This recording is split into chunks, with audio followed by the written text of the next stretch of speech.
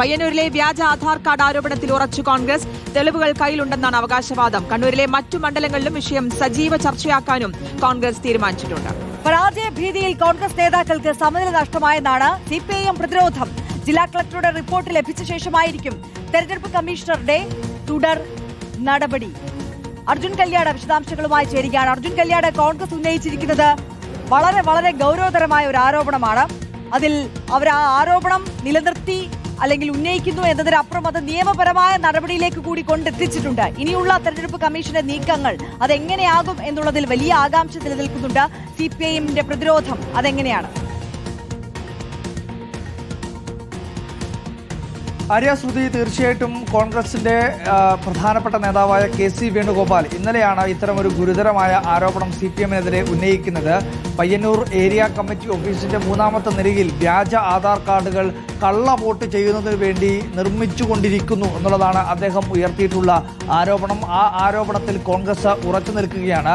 ഇന്നലെ രാത്രിയിൽ ഇതുമായി ബന്ധപ്പെട്ടുകൊണ്ട് DCC പ്രസിഡന്റ് മാർട്ടിൻ ജോർജിന്റെ പ്രതികരണം നമ്മൾ തേടിയിരുന്നു. അതുമായി ബന്ധപ്പെട്ട് അദ്ദേഹം പറയുന്നത് ഇത് തുടർച്ചയായ രീതിയിൽ കണ്ണൂരിന്റെ പല മണ്ഡലങ്ങളിലും നടക്കുന്ന കാര്യമാണ്. എന്നാൽ ഇത്തവണ അതിൽ കാര്യമായ രീതിയിലുള്ള അല്ലെങ്കിൽ SIR പരിഷ്കരണം ഉൾപ്പെടെ വന്നതോടുകൂടി തന്നെ കുറേ വോട്ടുകൾ CPM-ന് നഷ്ടമാകുന്ന സ്ഥിതിയുണ്ട്.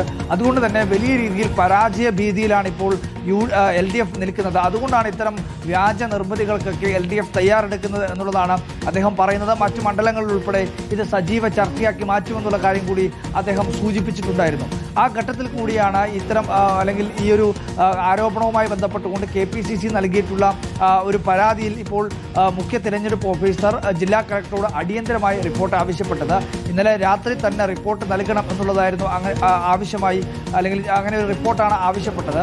ജില്ലാ കളക്ടർ റിപ്പോർട്ട് ലഭിച്ചതിന് ശേഷം തുടർ നടപടികൾ എന്താണ് ആ റിപ്പോർട്ടിനകത്തുള്ളത്, ഈ ആരോപണത്തിൽ കഴമ്പുണ്ടോ അല്ലെങ്കിൽ ഏതെങ്കിലും തരത്തിലുള്ള തെളിവുകളോ അല്ലെങ്കിൽ ആ തരത്തിലുള്ള നടപടികളോ അല്ലെങ്കിൽ അങ്ങനെയുള്ള എന്തെങ്കിലും തരത്തിലുള്ള തെളിവുകൾ ഉണ്ടോ എന്നുള്ളതായിരിക്കും പ്രധാനമായും ഈ റിപ്പോർട്ടിന്റെ ഭാഗമായിട്ട് ഉണ്ടാവുക എന്നുള്ളതാണ് നമ്മൾ മനസ്സിലാക്കുന്നത്. ആ റിപ്പോർട്ട് ലഭിച്ചതിന് ശേഷം തെരഞ്ഞെടുപ്പ് കമ്മീഷൻ അതുമായി ബന്ധപ്പെട്ടുള്ള നടപടികൾ മുന്നോട്ട് സ്വീകരിക്കും എന്നുള്ളതാണ് മനസ്സിലാക്കാൻ വേണ്ടി കഴിയുന്നത്. എന്നാൽ CPM പറയുന്നത് പരാജയം സമ്മതിക്കുന്ന തരത്തിലുള്ള ആരോപണമാണ് ഇപ്പോൾ കോൺഗ്രസിന്റെ നേതാക്കൾ നടത്തുന്നത്. സമനില തെറ്റി നിൽക്കുകയാണ് കോൺഗ്രസിന്റെ നേതാക്കൾക്ക്.